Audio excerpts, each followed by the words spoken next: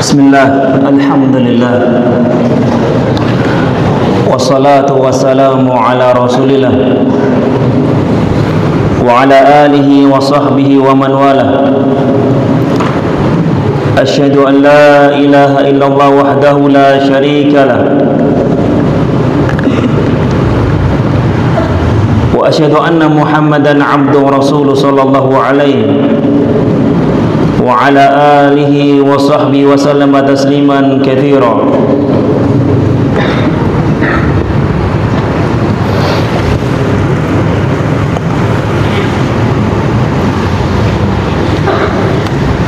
Ayyuhal ikhwah rahimani wa rahimakumullah,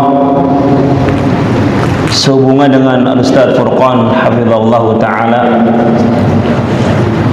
masih dalam safarnya ke yaitu Sukabumi, maka barakallahu fikum, insyaallah taala masih dengan tema apa yang tercatat, yaitu membahas perkara-perkara yang banyak merusak para remaja. Anak-anakku rahimani wa rahimakumullah,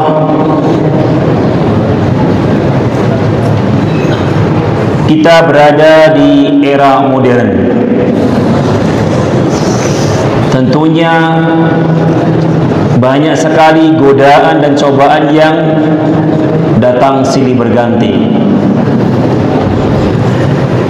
Beberapa di antaranya sangat halus, namun sangat berbahaya, sehingga perkara-perkara tersebut tanpa disadari ternyata dia merusak moral, mental, bahkan masa depan generasi muda. Anak-anakku rahimani wa rahimakumullah, oleh karena itu pada kesempatan kali ini kita akan membahas sebuah tema yang sangat agung, sangat penting, terkhusus materi ini bagi para pemuda, yaitu terkait tentang perkara-perkara apa saja yang banyak merusak para remaja. Di dalam Sahih Al-Bukhari, Nabi alaihi salatu wasallam bersabda, la ya'ti zamanun illa walladhi ba'dahu syarrun minhu. Rasulullah sallallahu alaihi wasallam mengingatkan jauh-jauh hari semasa hidup beliau. Beliau mengatakan la ya'ti zamanun illa walladhi ba'dahu syarrun minhu. Tidaklah datang suatu zaman, suatu masa, suatu tahun, melainkan masa tersebut, zaman tersebut lebih buruk, lebih bobrok generasinya daripada masa-masa sebelumnya. Ngeri. Ini dikabarkan oleh Rasulullah sallallahu alaihi wasallam, alladzi la yantiqu 'anil hawa in huwa illa wahyun yuha. Di mana Nabi alaihi salatu wasallam mengingatkan kita bahwasanya hati-hati wahai para pemuda, bahwasanya masa demi masa yang datang, melainkan masa tersebut generasinya akan lebih buruk, mentalnya, akhlaknya, adabnya, dan peradabannya daripada masa-masa sebelumnya. Ini kata para ulama secara umum, tidak mutlak, karena di zaman Al-Hajjaj luar biasa kerusakannya, namun setelahnya datang masa Umar bin Abdul Aziz. Begitu juga nanti di zaman penuh kerusakan datang zaman Nabi Isa alaihissalam, lebih bagus daripada zaman sebelumnya. Namun secara umum zaman yang terus kita rasakan ini, yang sedang kita lalui ini, secara umum lebih buruk, lebih besar godaannya, lebih besar fitnahnya daripada zaman-zaman sebelumnya. Oleh karena itu, fa barakallahu fikum, sebagaimana yang dikatakan oleh seorang asyair, la ya'rifu syarra, ya'rifu syarra la li syarri walakin li tawakkihi, wa man lam ya'rif asy-syarra min al-khairi yaqa' fihi. Kita membahas tentang hal-hal yang buruk, tujuannya agar kita tahu, oh ini adalah keburukan, agar kita waspada. Seorang syair mengatakan, la ya'rifu syarra la li syarri walakin li tawakkihi. Aku mengenal keburukan itu bukan berarti aku akan melakukan perbuatan buruk, tetapi li tawakkihi, sebagai bentuk benteng agar aku tidak melakukan perbuatan tersebut. Berbeda, man la ya'rifu asy-syarra minal khairi yaqa' fihi. Berbeda dengan orang-orang yang tidak tahu mana yang buruk, mana yang benar, maka kebanyakan mereka terjerumus dan jatuh di dalam keburukan. Makanya sahabat Hudzaifah Ibnu Yaman radhiyallahu anhu melihat para sahabat datang kepada Rasulullah, ya Rasulullah, apa sih amalan yang bagus? Ya Rasul, apa sih amalan yang afdal? Bertanya tentang apa yang afdal, apa yang afdal. Bertanya tentang sekian banyak kebaikan-kebaikan. Tetapi Hudzaifah berbeda. Sa'altu Rasulullah sallallahu alaihi wasallam 'ani syarri makhafatan an yudrikani. Berbeda dengan aku. Aku bertanya kepada Rasulullah sallallahu alaihi wasallam tentang keburukan. Sebagai bentuk apa? Sebagai bentuk kehati-hatian. Jangan sampai keburukan itu menimpa aku dalam keadaan aku tidak merasa kalau aku sedang berbuat keburukan. Oleh karena itu, anak-anakku rahimani wa rahimakumullah, di dalam kesempatan kali ini kita akan membahas 5 poin dari perkara-perkara besar yang banyak merusak para remaja. Yang pertama, uktubu, pengaruh negatif media sosial.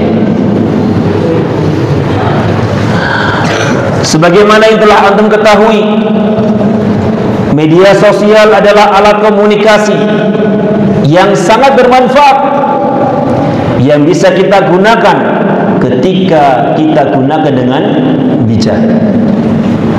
Namun kenyataannya banyak para remaja tidak menyadari bahwasanya media sosial tersebut juga memiliki dampak negatif. Media sosial itu seperti pedang bermata dua. Bisa membawa manfaat ketika engkau bisa menggunakannya dengan bijak, namun bisa membunuh kita, membinasakan kita ketika kita tidak bisa menggunakan media sosial itu dengan bijak. Di antara pengaruh negatif media sosial yang pertama adalah kecanduan dan membuang-buang waktu. Kita lihat diri kita ketika kita duduk di hadapan Allah Subhanahu wa taala, ketika kita duduk di hadapan Al-Qur'an, dengan waktu ketika kita berhadapan dengan media sosial kita, dengan HP kita, dengan gadget kita, kira-kira lebih lama mana? Kalau kita mau jawab dengan jujur, lebih lama kita ketika berhadapan dengan HP kita. Wallahi, jelas ini merupakan apa? Perkara-perkara yang banyak melalaikan manusia dari mengingat Allah Subhanahu wa ta'ala. Terkadang barakallahu fikum, banyak di antara remaja kalau dia wanita di dunia nyata ghudul basar, bisa tunduk pandangan, tapi ketika scroll Instagram bisa jelalatan. Musibah. Ya. Kalau lihat perempuan di dunia nyata mah astagfirullah. Tapi ketika di dunia maya, Allahul musta'an. Yang ribut biasanya itu yang merasa. Allahul musta'an. Khalas. Oleh karena itu barakallahu fikum, ternyata Pak, hal-hal seperti ini sudah dirasakan oleh Rasulullah SAW, bahwasanya umatnya akan seperti ini, akan banyak membuang-buang waktu untuk perkara-perkara yang tidak bermanfaat, bahkan dalam perkara yang maksiat. Nabi alaihi salatu wasallam mengingatkan kepada kita, ihtanim khamsan qabla khamsin. Wahai kaum muslimin, wahai umatku, manfaatkanlah 5 kenikmatan ini sebelum datang 5 musibah ini. Di antaranya Pak, syababaga qabla harami. Gunakan masa mudamu dengan sebaik-baiknya sebelum datang masa tuamu. Wa faragha qabla syughlik, dan masa luangmu untuk apa? Untuk dalam ketaatan kepada Allah Subhanahu wa taala sebelum datang masa-masa sibuk. Wallahi, ketika antum nanti sudah punya istri, punya anak, sulit sekali memanfaatkan waktu 1 jam atau bahkan barakallahu fikum mungkin kurang dari itu untuk duduk di hadapan kitab Allah, membaca Al-Quran, karena masih sibuk dengan ma'isyah, sibuk dengan apa, mencari nafkah, sibuk dengan ngurusi anak dan istri, sehingga barakallahu fikum masa-masa muda luar biasa. Makanya barakallahu fikum, musuh-musuh Islam untuk menghancurkan Islam tidak perlu dengan senjata-senjata mereka, dengan tank-tank mereka, nggak perlu, cukup rusak generasi mudanya. Makanya barakallahu fikum, sebuah pepatah mengatakan, atau sebuah kata-kata bijak mengatakan, kalau kamu ingin melihat kuatnya suatu negara, lihatlah bagaimana generasi mudanya. Apabila generasi mudanya bobrok mentalnya, bobrok rohaninya, imannya, agamanya, maka untuk menghancurkan negara tersebut nggak perlu pakai senjata. Sehingga hati-hati. Media sosial barakallahu fikum adalah apa? Ternyata banyak melalaikan kita, banyak waktu-waktu yang kita buang dengan sia-sia, yang seharusnya kita mendapatkan ayat demi ayat, hadis demi hadis, fawaid demi fawaid dari kitab Allah wa sunnah Rasulullah sallallahu alaihi wasallam, ternyata terbuang dengan sia-sia. Karena apa? Dengan kita sibuk di media sosial kita. Hati-hati wahai para pemuda. Wallahi, media sosial itu adalah mudmin, membuat kita apa? Kita kecanduan. Sehingga ketika seorang pemuda itu terlalai, terbuai dengan media sosial dia, akhirnya apa? Melupakan kewajiban dia sebagai seorang pemuda. Apa itu? Beramal soleh, membantu orang tua, kemudian memperbanyak sholat sunnah, atau memperbanyak berbuat kebaikan-kebaikan. Ini dampak besar, dampak negatif dari media sosial. Dan apabila antum nanti sudah tua, baru antum akan merasakan penyesalannya. Kemudian dampak negatif dari media sosial adalah meniru gaya hidup yang tidak islami, meniru gaya hidupnya orang-orang kafir. Kamu lihat kan di YouTube, di Instagram, orang pamer rumah, wah rumahnya mewah, mepet sawah. Jadi rumahnya mewah, bener mewah, bukan rumah mewah bebek sawah. Luar biasa. Ada namanya batu yang terkenal Halilintar, petir atau apa nggak tahu. Nah, sering kita lihat pamer kemewahannya, pamer hartanya, ikut-ikutan. Oh, rasanya kok kalau hidup seperti dia itu kok enak sekali ya. Mobilnya Lamborghini, ya. Oh, mobilnya Hammer, wah mobilnya Land Cruiser dan lain sebagainya. Nah, lihat. Kenapa kok banyak pemuda-pemuda Islam yang lebih condong kepada dunia? Karena apa? Karena dia tertipu dengan apa yang dia lihat dari media sosial. Maghrur dengan kemewahan orang-orang, ya, yang dikatakan artis-artis tersebut, ya, selalu pamer dan kekayaannya. Hati-hati. Kulu wa tamatta'u qalilan innakum mujrimun. Hati-hati.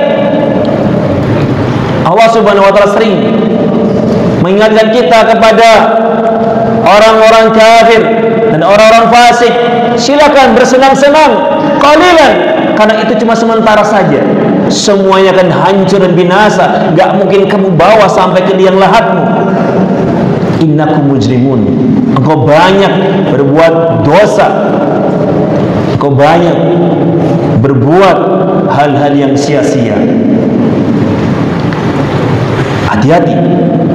Media sosial kita, apabila kita terus tenggelam, itu diantara dampaknya Pak, membuat kita Pak cinta kepada dunia. Yang perempuan sibuk dengan fashionnya, ya, oh hari ini gaun ini, oh hari ini musim gaun itu, luar biasa, ya. Oh hari ini apa ada namanya skincare model baru, oh ada yang model ini model ini, terus sibuk dengan apa? Gaya hidupnya orang-orang kaya, yang akhirnya Pak barakallahu fikum Pak membuat dia tidak pernah puas dengan pemberian Allah Subhanahu wa taala. Ini faktor negatif yang berapa? Yang kedua.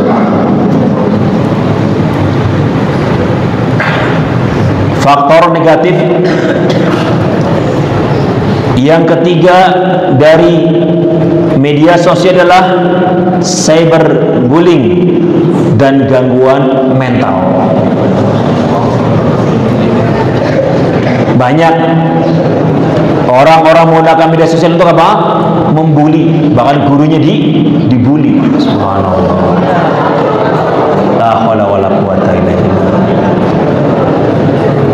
Enggak tahu kalau seandainya itu orang tua yang dibuli, kira-kira terima enggak? Fatih. Kalau itu adalah ayahmu, terima enggak? Enggak terima. Cia terima enggak? Enggak terima. Na'udzubillah. Seharusnya media sosial itu digunakan untuk hal yang bijak, hal-hal yang bermanfaat, malah digunakan untuk apa? Membuli temannya, ya, ujaran kebencian, biar benci sama temannya, biar benci sama ustadznya, menggunakan apa istilah bullying dengan body shaming. Oh si fulan itu pesek, si fulan itu hitam dan lain sebagainya, mencela ciptaan Allah Subhanahu wa taala. Media sosial dijadikan sebagai apa? Objek untuk saling mengejek. Akhirnya barakallahu fikum, apa yang terjadi? Banyak Pak, sebagian dari anak-anak muda stres. Akhirnya diumbar di media sosial, malu, akhirnya Pak gantung diri, minum baygon, makan obat nyamuk, menjatuhkan diri dari gedung. Na'udzubillah.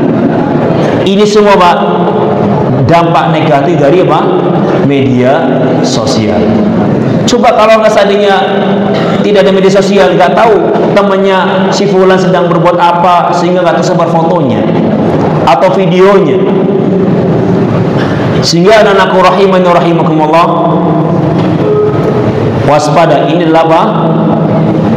Perkara yang pertama. Apa itu Ryan? Perkara yang pertama yang banyak merusak para remaja, media sosial. Sosial. Oleh karena itu kesimpulannya, anak-anakku rahimani wa rahimakumullah, kita harus bijak dalam menggunakan media sosial. Jadikan ia sebagai alat untuk menambah ilmu. Jadikan alat sebagai alat untuk berbagi kebaikan, berbagi faidah yang bermanfaat kepada umat. Dan jadikan sebagai alat untuk mendekatkan diri kepada Allah Subhanahu wa taala, dengar murotal, dengar kajian, dengar muhadharah para masyayikh. Inilah hakikat orang yang bijak dalam menggunakan media sosial. Jadi barakallahu fikum, jangan jadikan media sosial malah sebagai sarana untuk melupakan tanggung jawab yang utama sebagai hamba Allah Subhanahu wa taala.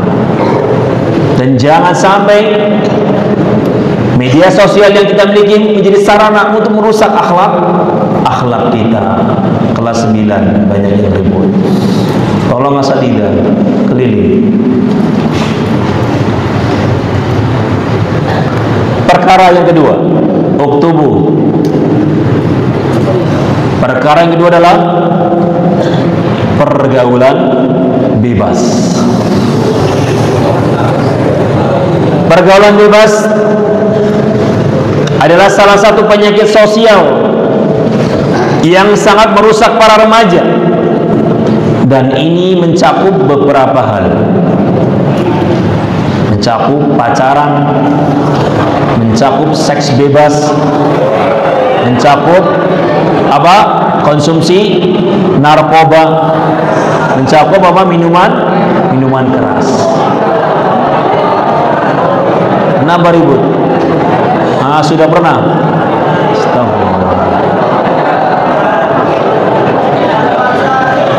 Khalas. Baik, hati-hati. Perkara yang kedua adalah pergaulan bebas. Di antaranya adalah pacaran yang menyesatkan ini. Ya. Naudzubillah. Apa sih faedahnya wahai thalabul ilmi?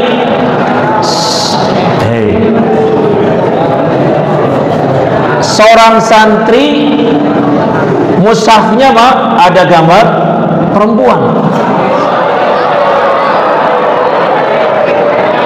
Seorang santri buku catatannya ada gambar perempuan. Subhanallah. Al-Quran kok bisa ditaruh gambar perempuan? Apakah untuk motivasi membaca Al-Quran biar semangat? La haula wala quwwata illa billah. Syaitan telah berhasil menyesatkan dan menyimpangkan engkau dari jalan Allah Subhanahu wa taala. Anak-anakku rahimani wa rahimakumullah. Pacaran seringkali dianggap sebagai hal yang biasa di kalangan remaja. Padahal Islam sudah jelas-jelas melarang hubungan lawan jenis yang bukan mahram. Haram. Kita berkhulwah, kita berdua-dua dengan perempuan. Dan ingat, pacaran itu merusak beberapa banyak hal. Merusak hati, merusak pikiran, merusak kantong, banyak sekali. Dan merusak masa depan.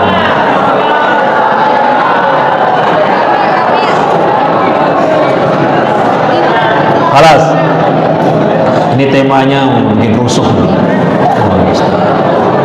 Jadi kita lihat yang merusak hati, stres. Kenapa saya di PHP-in sama si fulanah?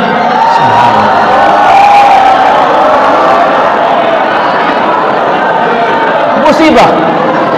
Hatinya sakit. Ya, katanya lebih baik sakit gigi daripada sakit hati. Kata siapa? Lebih baik sakit gigi. Lebih baik apa? Tidak sakit dua-duanya.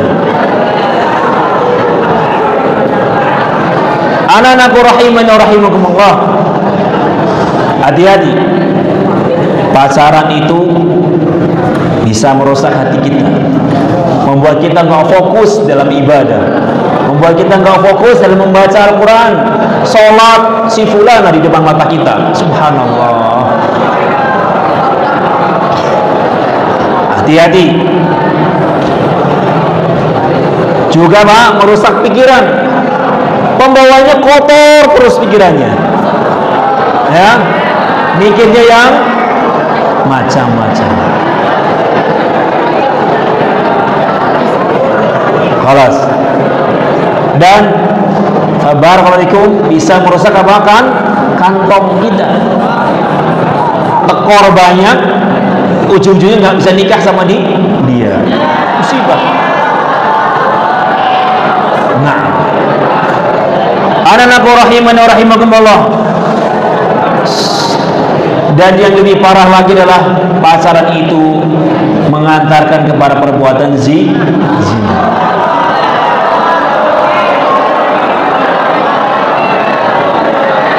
Alas, gak usah nuduh-nuduh temannya.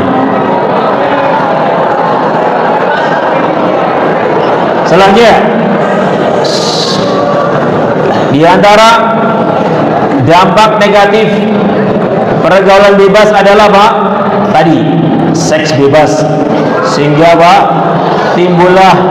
muncullah penyakit-penyakit yang menular seperti apa?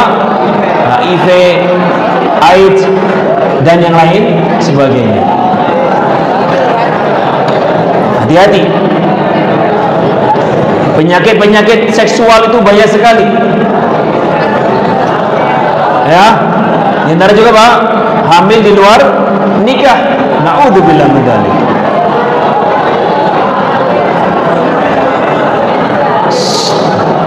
Khalas. Hidau. Yang masih ngobrol tak suruh berdiri. Kemudian adalah di antara dampak negatif pergaulan bebas adalah narkoba dan minuman keras. Banyak anak-anak muda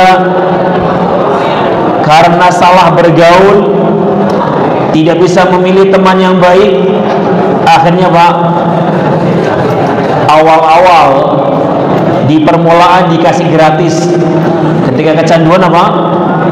Dia akan disuruh bayar. Dan subhanallah, fabarakallahu fikum, banyak orang-orang sampai menjual apa? Kendaraannya, mobilnya, rumahnya untuk apa? Sebuah narkoba. Makanya barakallahu fikum, jangan kamu heran, jangan kamu sangka orang-orang artis itu hidupnya nyaman. Enggak. Banyak yang justru Pak, narkoba itu dikonsumsi oleh mereka.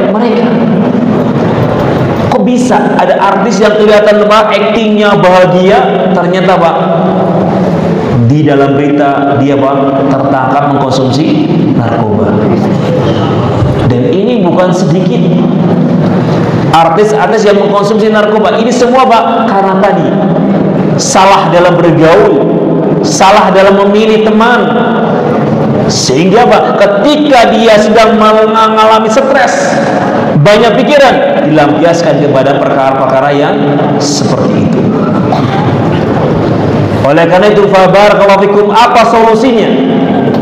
Tentunya solusi dalam masalah ini adalah memperkuat iman dan menjauhi teman-teman yang buruk, dan selalu ingat bahwasanya Allah Subhanahu wa taala selalu mengawasi kita.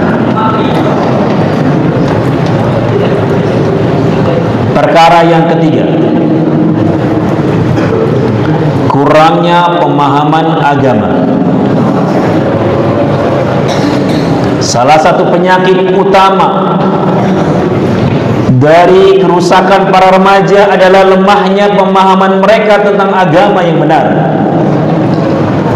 Ketika seorang remaja tidak bisa memahami ajaran Islam dengan benar, dengan baik, maka ia mudah terpengaruh oleh ideologi, oleh perilaku yang menyimpang dari jalan Allah Subhanahu wa ta'ala. Ketika seorang pemuda tidak tahu hukum-hukum Islam, mana yang halal, mana yang haram, akhirnya Pak, tidak tahu batasan-batasan syariat. Dia mengalahkan hal ini, padahal itu haram. Dia memakan ini, padahal itu haram. Dia minum ini, padahal itu haram. Kenapa kok dia bisa terus terjerumus dalam perkara-perkara ini haram? Karena dia tidak tahu batasan syariat. Karena dia jahil terhadap ilmu agama. Dan dampak negatif ketika seorang itu bodoh tentang ilmu agama, mudah ikut-ikutan, terpengaruh. Ada orang berbuat maksiat karena nggak tahu ini halal haram, ikut. Ada orang yang memakan hal yang haram, nggak tahu itu haram, ikut. Orang-orang yang bodoh, yang tidak tahu agama, dia akan mudah terpengaruh, mudah ikut-ikutan di dalam perbuatan kemaksiatan. Dan yang lebih parah lagi, orang-orang yang tidak tahu ilmu agama malas beribadah. Coba kalau seandainya dia yakin bahwasanya sholat wajib itu akan bisa mengantarkan dia ke surga dan menyelamatkan dirinya dari neraka, tentunya tidak akan pernah meninggalkan sholat berjamaah, sholat 5 waktu. Kalau seandainya dia tahu bahwasanya sholat rawatib itu bisa menambah dia derajatnya dia di sisi Allah Subhanahu wa ta'ala dan memperbanyak istana-istana di surga, tentunya tidak akan bermalas-malasan meninggalkan sholat rawatib yang 12 rakaat tersebut. Tapi ketika seorang muslim itu tidak tahu atau tidak yakin dengan apa keutamaan sholat sunnah rawatib, maka dia malas-malasan. Tidak tahu keutamaan qiyamul lail, maka dia malas-malasan. Ketika seorang pemuda dan juga pemudi tidak kuat imannya, nggak tahu agamanya, maka dia akan mudah terpengaruh oleh lingkungannya dan akan mudah meninggalkan apa yang Allah Subhanahu wa ta'ala perintahkan dan mudah malah melanggar apa yang Allah Subhanahu wa ta'ala larang. Sehingga anak-anakku rahimani rahimakumullah, untuk mengatasi masalah ini adalah kita harus rajin belajar. Rajin belajar agama, rajin membaca Al-Quran, mengkaji Al-Quran, mendengarkan ceramah-ceramah dari asatidzah Ahlus Sunnah yang bermanfaat. Dan jangan malu apabila engkau tidak tahu tentang ilmu agama, bertanya, "Afwan Ustaz, apa hukumnya berbuat ini? Apa hukumnya makan ini? Apa hukumnya minum ini?" Tanya kepada para ulama, kepada asatidzah yang bisa membimbing kepada jalan yang benar. Ini faktor yang ketiga. Ketika seorang pemuda dan pemudi, jangan main-main Gavin, lemah agamanya, lemah pemahamannya di dalam Islam, dalam syariat Islam ini, akan mudah dia terjerumus pada 3 hal. Tidak tahu batasan syariat, ikut-ikutan, dan juga malas beribadah. Faktor yang keempat, faktor yang keempat yang banyak merusak para remaja adalah lemahnya pengawasan orang tua. Orang tua memiliki peran yang sangat penting dalam membentuk karakter anak sayangnya, anak yang dia cintainya. Namun sayangnya banyak orang tua yang malah sibuk bekerja dan kurang memperhatikan keadaan dan perkembangan anak-anaknya. Sehingga ketika seorang bapak atau seorang ibu sibuk dengan kerjaannya, sibuk dengan karirnya, sibuk dengan perniagaannya, sibuk dengan aktivitasnya, dan kemudian melupakan anaknya, akhirnya anak merasa kesepian. Ketika kesepian, tentunya Pak, mencari pelarian di tempat-tempat yang salah. Bapak ibu nggak ada di rumah, nggak ada yang nemenin saya, sudahlah buka media sosial, sudahlah hanya bermain ke luar, dan tanpa dikontrol kemana anaknya pergi, jam berapa dia pergi dan jam berapa dia pulang,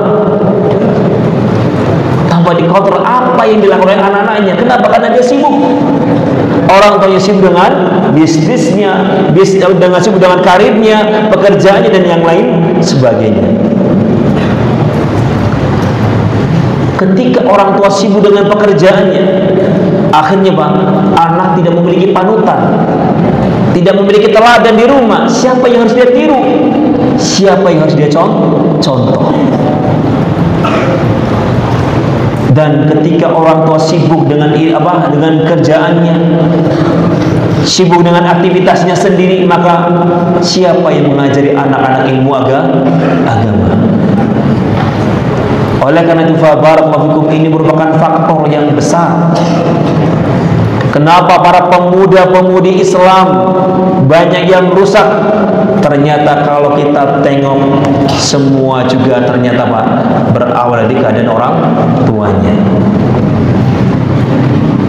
Al-Imam Ibnu Qayyim rahimahullah ta'ala mengatakan bahwasanya ketika aku memperhatikan keburukan anak-anak di zaman itu, ternyata Pak, faktor utamanya adalah min qibalil aba. Ternyata faktor terbesar yang membuat anak-anak rusak, kata Ibnu Qayyim, adalah dari sisi orang tuanya. Makanya barakallahu fikum, antum ingatkan abi, umi, ayah, bunda, mama, papa, tolonglah kurangi kesibukannya. Ayolah bergabah di rumah bersama saya. Kita kumpul sebagai keluarga yang utuh. Kita bisa saling bertukar, sharing faidah, sharing pengalaman. Kemudian ajari saya tentang ibadah yang benar, nasihati saya jika saya salah. Sampaikan kepada orang tua kalian. Jangan sampai sibuk terus dengan dunia sehingga melupakan perkembangan karakter anaknya. Sehingga oleh karena itu, orang tua itu harus lebih peduli dan aktif dalam mengawasi anak-anak mereka. Sediakan waktu untuk berkomunikasi, wahai ayah dan bunda. Sediakan waktu untuk berkumpul, wahai mama dan papa. Sediakan waktu untuk bisa terus berbahagia, terkadang dengan jalan-jalan, atau mungkin bersantai di rumah bersama anak-anaknya. Berikan contoh yang baik, baik itu contoh dalam bentuk ibadah ataupun contoh dalam perbuatan maupun perkataan. Dan ajarkan anak-anakmu dengan nilai-nilai keislaman sejak usia dini. Sehingga barakallahu fikum, ada seorang anak dari SD hingga SMP waktu itu. Dia itu dimasuk dalam pondok pesantren. Berarti dia kurang lebih 9 tahun di pondok pesantren. Kemudian ketika menginjak usia SMA, salah dalam bergaul, pergaulan bebas. Orang tuanya menasihati, wahai anakku, kenapa kamu berubah? Dulu kamu mau pesantren, kenapa kok sekarang berubah? Wahai ibu, diam. Saya rusak seperti ini karena kamu. Gimana kamu saat aku mau pesantren, gak pernah dijenguk, gak pernah ditengok, gak pernah dikirim? Mana kamu di saat aku membutuhkan kamu? Saya rusak seperti ini karena kamu, karena kalian. Tersebut saya mendengar itu sedih sekali. Dan ini dirasakan seolah Pak, anak itu ketika di pondok pesantren merasa terbuang, Enak ya bapak sama ibu makan enak-enak terus. Kalau kita makannya seperti tempe, terong, tahu, apalagi tongkol. Subhanallah. Kalau bapak, masya Allah, makannya enak terus, makanannya makanan apa? Yang enak-enak. Sedangkan saya makannya pak, apa adanya di pondok. Iri, merasa terbuang. Dan pengalaman seperti ini wahai ayah dan bunda adalah teguran bagi kita. Makanya ketika engkau wahai ayah dan bunda, ummah dan abah ketika datang ke pondok menjemput anaknya, bawa makanan yang terenak, yang mungkin dia menjadi favorit anaknya ketika berada di rumah. Nah, ini makanan favorit itu bapak ibu bawa besok ketika penjemukan. Nah, ya, semangat terus belajar. Insya Allah kalau bapak ada rezeki, ya nanti kita akan kirim makanan ketika kamu puasa Senin dan Kamis. Kasih motivasi. Kalau memang belum ada, sampaikan oleh anakku, bersabarlah. Bapak ibu hari ini tidak ada uang. Insya Allah kalau ada uang, insya Allah abi dan umi akan kirim makanan atau yang lainnya. Saya berharap kamu terus semangat nak. Doakan bapak ibu agar rezekinya lancar. Terus komunikasi, jangan malah putus sehingga anak-anak merasa terbuang. Oleh karena itu inilah nasihat untuk orang tua. Ternyata banyak para remaja rusak karena ternyata tidak mendapatkan pengawasan dan pembinaan dan pendidikan dari orang tua mereka. Faktor yang terakhir adalah kurangnya rasa takut kita kepada Allah Subhanahu wa Ta'ala. Ketika seorang pemuda, seorang muslim tidak memiliki rasa takut kepada Allah Subhanahu wa Ta'ala, maka akan mendorong dia berbuat semaunya. Ini adalah faktor yang paling mendasar. Faktor apa? Kurangnya rasa takut kepada Allah Subhanahu wa Ta'ala. Banyak remaja yang melupakan bahwa setiap perbuatan baik kecil maupun besar itu diawasi oleh Allah Subhanahu wa Ta'ala. Bahkan nanti di hari kiamat akan dihisab, dimintai perhitungannya, pertanggungjawabannya di hadapan Allah. Lampu dimatikan, pakai headset, buka scroll yang gak jelas. Yakin orang tuanya nggak tahu. Oke, memang orang tua nggak tahu, tapi di mana Allah, hei anak-anakku? Ketika engkau membuka gambar-gambar yang vulgar atau yang jorok-jorok, di mana Allah? Mana rasa malumu kepada Allah? Di mana? Ketika seorang pemuda, seorang pemudi tidak memiliki rasa takut kepada Allah, tidak merasa mendapatkan pengawasan dari Allah Subhanahu wa Ta'ala, dia akan berbuat bebas. Buka gambar-gambar yang bebas, video-video yang bebas, yang penting puas. Setelah puas apa? Baru nanti menyesal.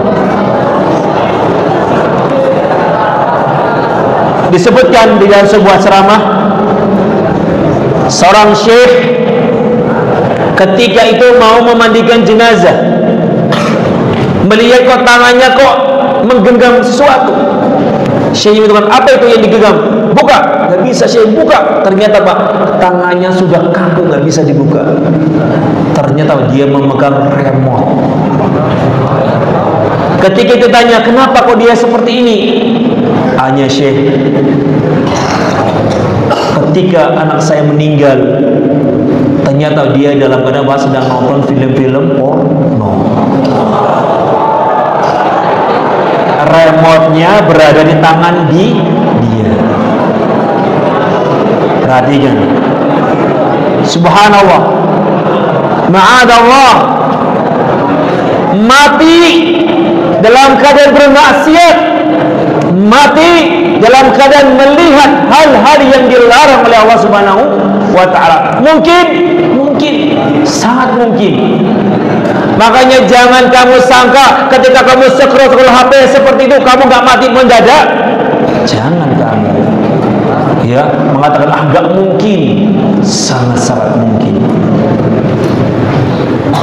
Aina ma takunu yudrikumul maut. Dimanapun kamu berada, pasti kematian akan datang. Dalam kondisi apapun dirimu, apakah itu dalam keadaan sedang beribadah, ataukah dalam keadaan sedang bermain bola, atau sedang dalam keadaan maksiat, kematian sangat mungkin datang kepada kita di saat kapanpun, di waktu apapun dan dimanapun. Sehingga anak-anakku rahimani wa rahimakumullah, hati-hati ketika engkau sedang bersendirian. Selalu ingat Allah Subhanahu wa ta'ala bersama kita. Allah Subhanahu wa ta'ala sedang mengawasi kita. Allah melihat kita. Allah akan terus melihat semua perbuatan-perbuatan kita, baik yang kecil maupun yang besar. Semua tercatat. Dan nanti dari kiamat akan dibuka semua apa yang sudah kita amalkan, apa yang sudah kita ucapkan semasa kita hidup di dunia. Anak-anakku rahimani wa rahimakumullah, semoga 5 perkara ini dicamkan dengan baik. Jadikan 5 hal ini sebagai warning, peringatan bahwa hati-hati. 5 peringatan ini apabila kita ternyata jatuh di dalamnya, maka kita akan rusak bahkan binasa.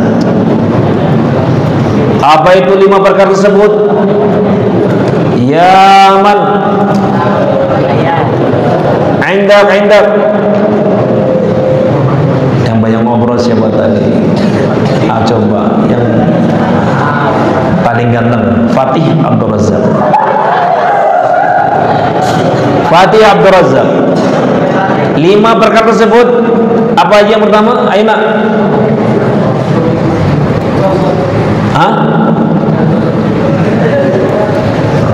Antum kayak Imam Al-Bukhari sih, ngaji cuma dihafal doang. Media sosial, Masya Allah, ahsan ya Fatih. Yang kedua,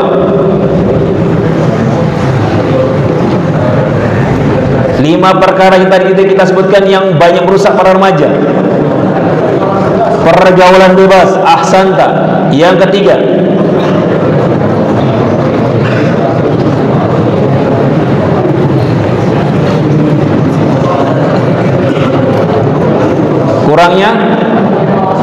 kurangnya pengawasan orang tua. Masya Allah. Yang keempat,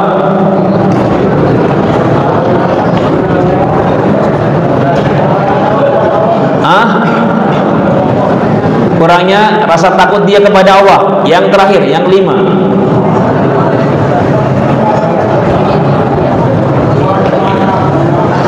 ahsanta, kurangnya pemahaman agama. Nanti antum datang ke Suburobi ya, setelah maghrib tak kasih hadiah insyaallah. Baik, barakallahu fikum, jazakumullah khairan Fatih Abdul Razak yang telah menjawab 5 poin ya, perkara-perkara yang banyak merusak para remaja. Jadikan 5 hal ini sebagai rambu-rambu, jangan sampai kita termasuk di dalamnya. Semoga Allah Subhanahu wa ta'ala memberikan kita taufik wasadad untuk kita bisa menjauhi 5 perkara tersebut. Semoga Allah Subhanahu wa ta'ala memberikan taufik dan hidayah kepada kita semuanya, untuk kita diberikan taufik untuk bisa menjadi hamba-hamba Allah yang soleh, yang bisa menggunakan masa remaja dengan sebaik-baiknya di dalam ketaatan kepada Allah Subhanahu wa ta'ala. Amin amin ya rabbal alamin. Kita tutup dengan kafaratul majlis. Subhanakallahumma bihamdika asyhadu an la ilaha illa anta astaghfiruka wa atubu ilaik. Assalamualaikum warahmatullahi wabarakatuh.